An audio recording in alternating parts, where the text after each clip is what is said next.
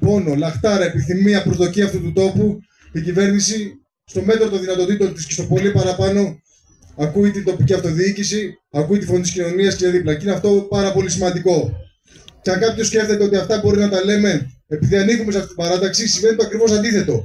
Ανήκουμε σε αυτή την παράταξη και στηρίζουμε αυτόν τον πρόεδρο και αυτή την κυβέρνηση επειδή όλα αυτά συμβαίνουν και γίνονται πραγματικότητα. Λοιπόν, πολλά είναι τα έργα που έχουν ξεκινήσει, αλλά ξέρετε πως είναι σαν τις πηγές που όσο πίνεις τόσο δεν ξεδιψάς.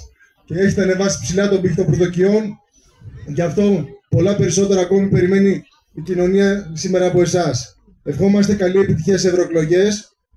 Τα έργα που ανέφερε η Δήμαρχος και πάμπολα ακόμη είναι όλα από ευρωπαϊκά χρήματα για να καταλαβαίνουμε ότι τίποτα από όλα δεν είναι αυτονόητο. Και το νοσοκομείο της Χαλκίδας, το τεράστιο έργο είναι 100% ευρωπαϊκή χρηματοδότηση και να μην τα μετρήσουμε ένα προς ένα. Γι' αυτό και στις μέρες που έρχονται θα πρέπει να κάνουμε αυτό που είναι ωφέλιμο για τη χώρα μας και δεν λέω τίποτα παραπάνω. Καλώς ήρθατε, σας καλωσορίζουμε, σας ευχαριστούμε, σας δίνω το λόγο.